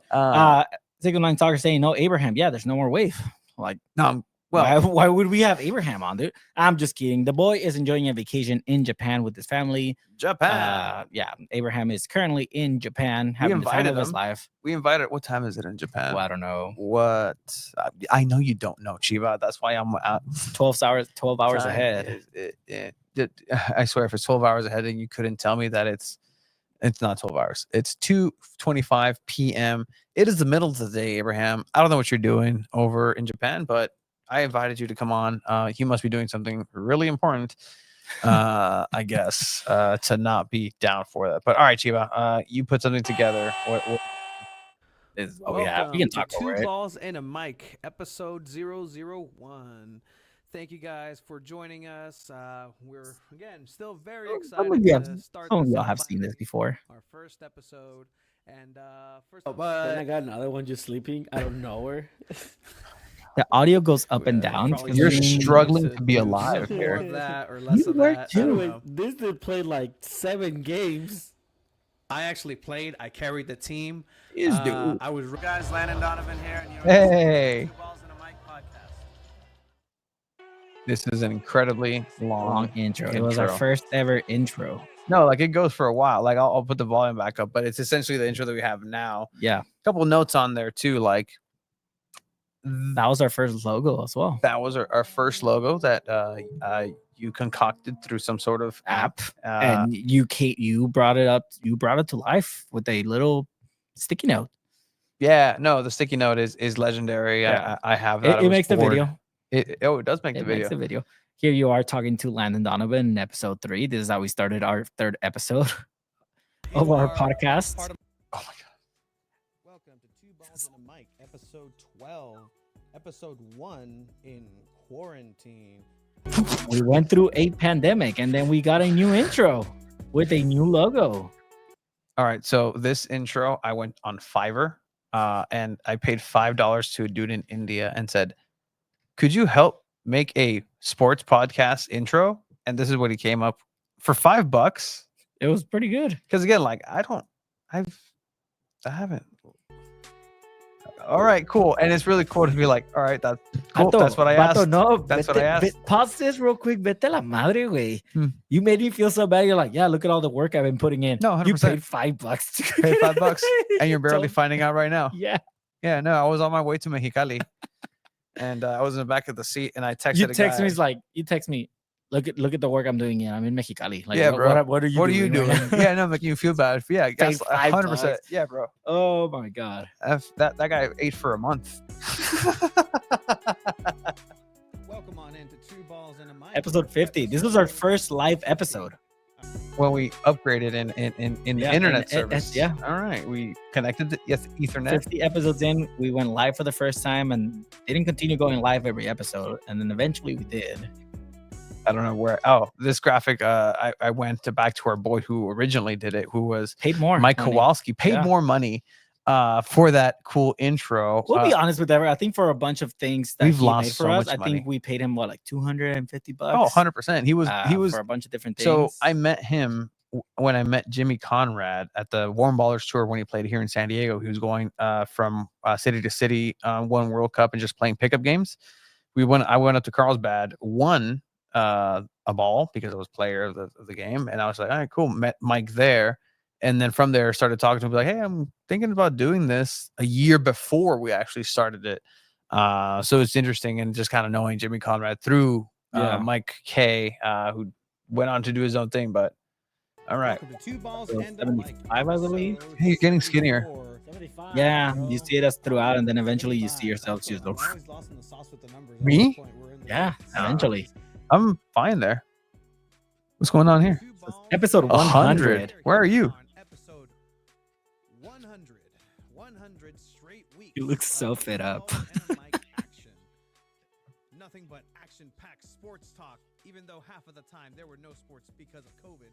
We're going to go ahead and welcome the boy, the Chiva. Oh, that's where you were at. I was so mad. Hey, long time listener, first time caller, boy. What's up, boy? How you doing, boy? Oh my god. So I mean, we wanted episode 100 to be both of us in the studio, but unfortunately, Oh no shit. Asshole, I made it down a mountain. So,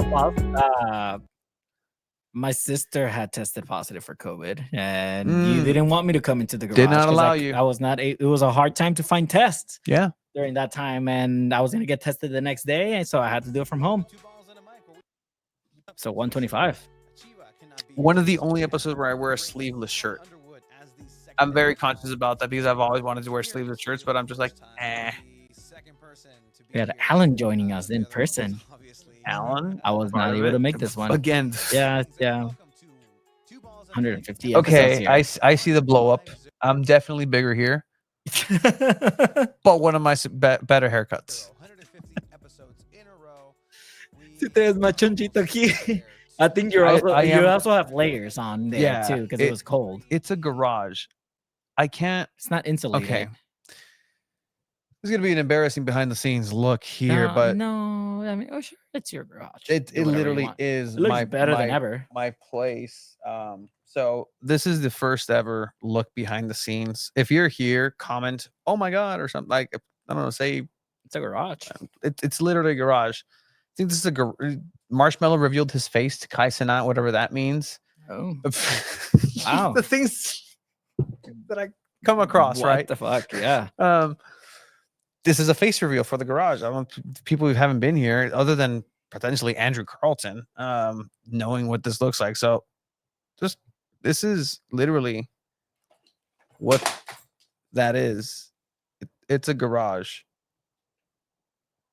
It's definitely Like just a garage. I don't know what else. This is where we've been doing every single one of our episodes. He used to have a couch in here.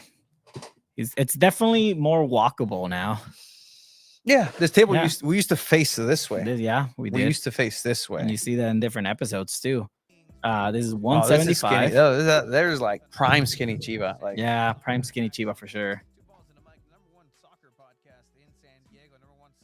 This was the episode where when we got first credential for La Selección. we were in happy about that. Snapdragon. Yeah, we were. You can always tell. Again, look at the backgrounds. Like people can. They're jokes for me. Like they're so great. Esteban's like, oh look, there's a logo. Yep, there it is. I was This so is bored. episode 200. 225, 225 episode in Trying a to row draw. covering soccer in San Diego. San Diego. This is the latest intro we have. This is episode 249, I believe. Yeah. Hey, Poopy.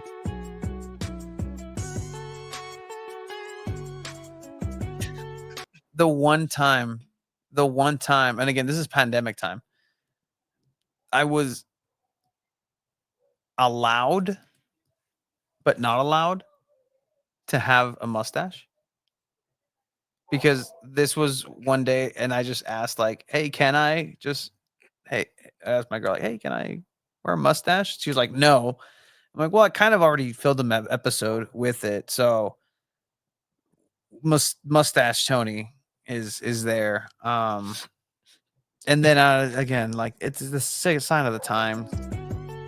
We're very easily entertained here. Previously on Two Balls and a Mic. That voice is actually the guy that does the intros for Dragon Ball Z. So Yeah. I had him do previously on Two Balls and a Mic, and next time on that's actually him, Yeah. the guy that does the voice. I paid him The for cameo. again. Like the when I was asked today comedically, hey, do you guys make any money? Like No, the we amount of lose money that money. we've lost actually in gas and just going to the amount of games, like it's insane. But you know what? We do it for the love of the game. For the press deal. Yeah, for the press meals, Yeah. 100%. Which is the reason why, like, We blew up. Those the guys press- did not. those Those guys guys did not go had into this no thinking, idea. "Oh, free food at games." What? Oh man, and then like it just you can tell like the gradual like, oh man, Tony's getting fed. Tony's eating good. Tony's working for the Soccers and he's eating good. So he's eating Yeah, those you're- pre-meal carbs and More than once. again, I'm waiting for that video from Esteban and Brandon, the BLR crew, Mauler crew, like send me that footage because it's not pretty.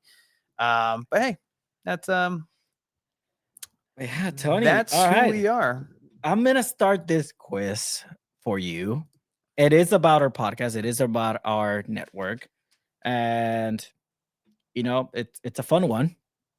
And some are multiple choice, some are just basic answers that you should know. So we're gonna start out with some of the easy ones. Hold on. Let me. All right, Let all me right. just copyright the shit out of this.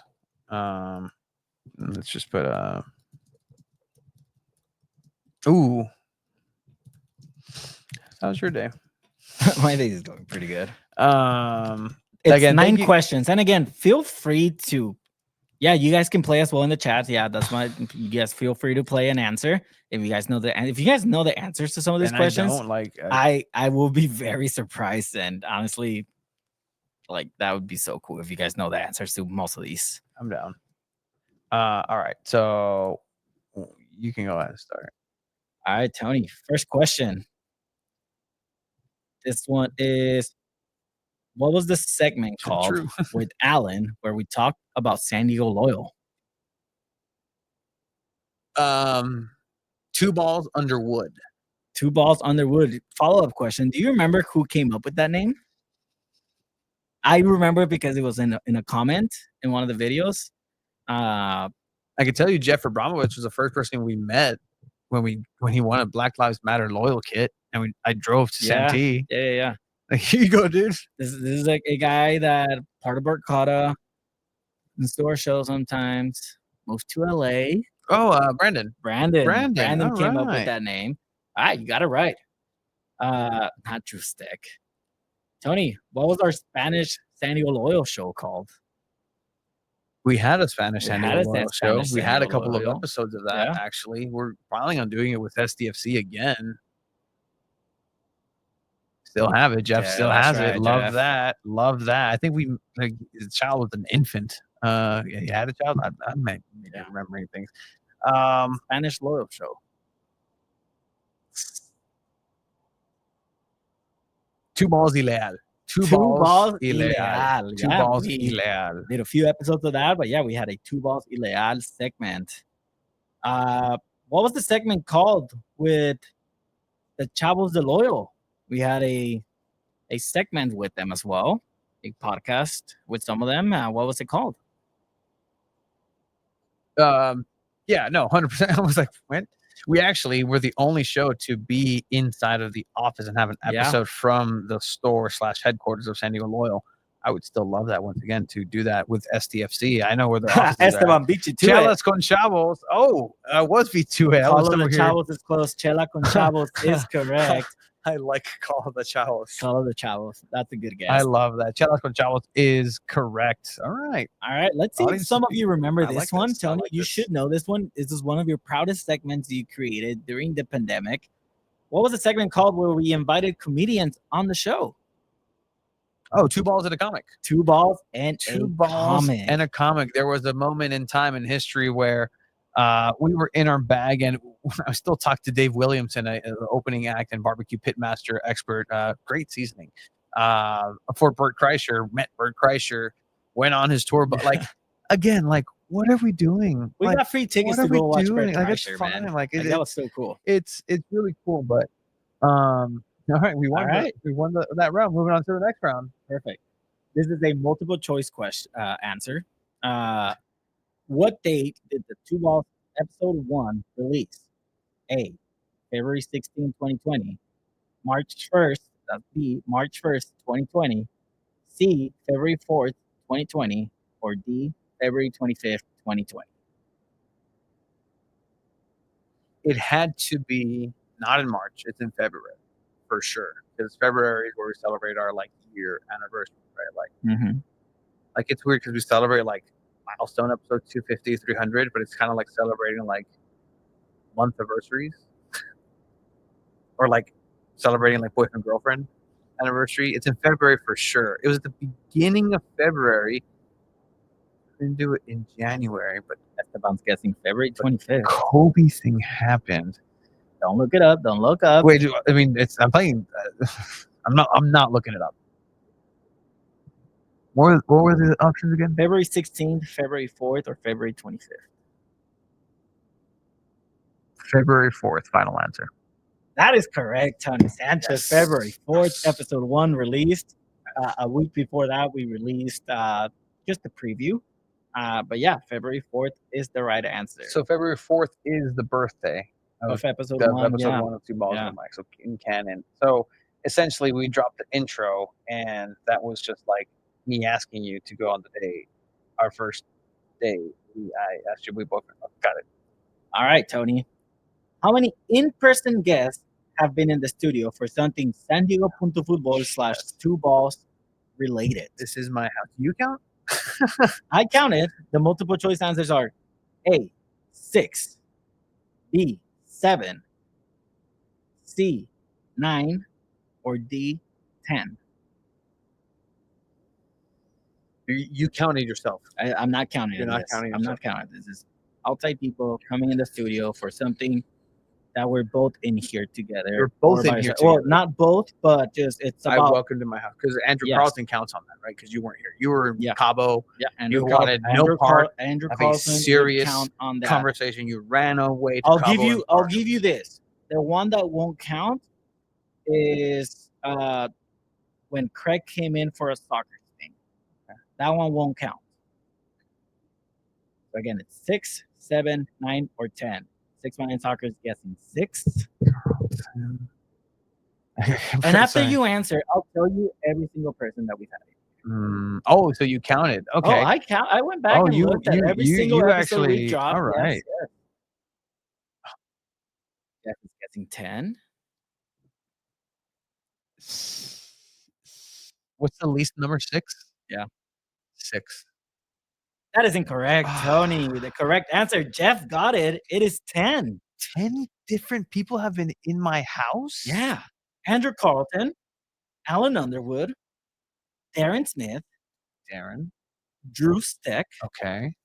Tony Jimenez Tony was in Jimenez, here because we for did the a commentary for yes. Loyal, because we did Weston Gray commentators. has been in here in person. Weston has, yeah.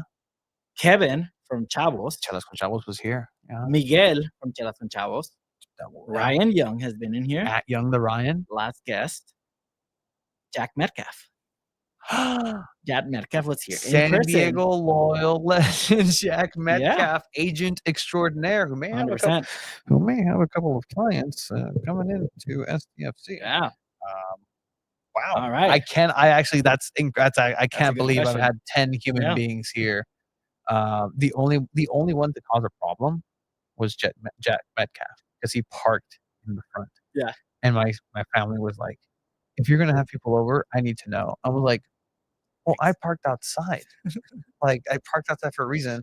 So he had One, VIP parking. And 2, to this day, Jack Metcalf's vehicle is the best and nicest vehicle that's ever parked in this establishment. Yeah, like, it was a just nice vehicle. hands down. Like, literally, a beautiful vehicle. All right, Tony. What was the name of the first FIFA tournament we hosted? A. COVID Champions Cup. B. Community COVID Shield. C. COVID Quarantine Cup. Or D. Champions COVID League. Okay, it's not the last two. It's either Community COVID Shield or Community COVID Cup. And you're talking about the first one. The first one was a tournament style, and it was a cup, because I ordered the little golden cup trophies to have the winner, because it was a podcast v people. The first winner of that tournament, that cup, was the Fairweather podcast. And I gave the trophy in person to Alan Underwood the first day we came back, which was actually the Phoenix game where San Diego Loyal walked off. So who the hell knows what happened to that trophy that day? I lost a merchandise item that day as well. Never returned to me. COVID Champions Cup, final answer. That is incorrect. It is the Community COVID Shield. God damn it. I'm so confident. So See, that's what close. happens when I'm confident about an answer. Like, I made you believe. What did Jack Metcalf drive? Dude, I think Pretty it sure was it was a Jaguar. Yeah, a super nice Jaguar. Thank you for saying that word correctly. Yeah. All right. Who was the first soccer player, like pro player, that we interviewed? Was it A. Eric Avila, B. Sal Ciso, C. Ben Spencer, D. Jack Metcalf? Read me that question again. Who was Two Balls and a Mike's first player interview? Okay. A. Eric Avila. Okay. B. Sal Ciso. Okay. C. Ben Spencer. Okay. D. Jack Metcalf. Metcalf, no. You could have added Emra Clementa, because you're talking about talking to. No. First player on Two Balls and a Mic interview that we sat down and talked to them. I'm not talking about post game or anything like that, or I'm talking like they hopped on their own time to talk. Yeah, because we talked to a dude named Mendiola one time at the event. Yeah, that was the first player we ever talked to. That's the first player we ever talked to, and he Mhm. didn't make it to the first game because he was already transferred over to Vegas, and like he was supposed to be great, and did nothing happened, nothing burger. I think, and I'm pretty sure about this because we connected it, and it had to be Eric Avila, because we connected about Grey's Anatomy. He was starting Grey's Anatomy, and I was too. Is that your final Final answer? answer, Eric Avila. That is close, but it's incorrect. Damn it, it's Sal Zizzo. No, it was Jack Metcalf. Jack Metcalf Jack again. Metcalf was our very first player interview. Oh. All right. So far, you're not doing too good. I am not doing well. It's been 250 long episodes. All right. This is the last question, 250 weeks. and this is the consecutive weeks. hardest question yet. I did an episode in a cabin in the woods, dude. Yeah, you did. It was out there, and I'm already like, oh, we have to have an episode. Sorry. Yeah, I missed a couple. You gotta miss one. I I'll do it. I have not missed a single episode. You have not. 250 weeks in a row. Yeah. You need a break. If you want, I'll do a solo episode. No, just break the streak. Oh, I'm just gonna break the streak. This is the last episode. Two balls on the line, guys. It's over. Ready for the last question, Last Tony? question.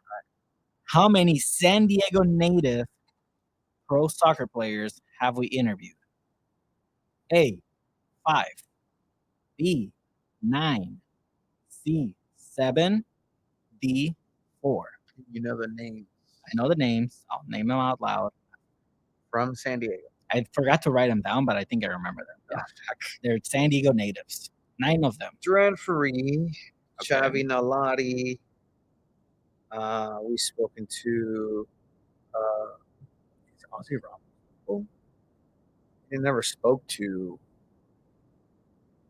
that guy. We have spoken to Sierra Engie. That's another one. Lauren Brisky. That's 4. What's the lowest number again? 4. 4? Nah, I mean, that's 4. Have we talked to Mel B?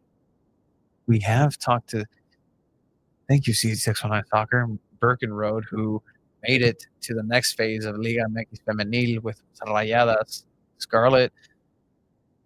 We haven't talked to Scarlet. We have had CJ. 6. Final answer. That is incorrect. Oh my gosh. Answer is 9. I said Lauren Brisky. Lauren Brisky's not from San Diego. Shit. Ready to hear the names? Yes. All right. From San Diego Loyal, Joe fucking Corona. we bro. had CJ Fodry, Guido. Xavi, Oh my god. Guido, Joe Corona, Eric Avila is a San Diego native, Austin Guerrero, San No, Diego not native. Austin. And then we also had, I think I'm missing one from San Diego Loyal. Who would be? We had Sierra Engie, Christina Birkenroad. Mm-hmm. I'm missing one from San Diego Loyal. Oh my gosh, who was it? Joe Corona. Joe Corona. Yeah. I literally the just one, said I yeah. missed him. Those are the 9 San Diego native players. Oh no! Wait! I mentioned Joe Corona. Sal Zizzo. Sal Zizzo. Yeah, Sal Zizzo. that was the 9th. Sal Yeah, Zizzo, so those are the San Diego native players that we've had. fellow commentator. All right. Well, 250 episodes, 200. everyone. Joe Corona is technically LA. Well, ¿sabes qué, vato? I mean, yeah, I mean, went to he went to Seward High School. He jugó en la Gloria and TJ. Like it's the common story, the common thread here in San Diego soccer. 18 threads. Well, went into one. 609 Soccer about it. Oh, Chiba, you're from LA too. Yeah, well, you are.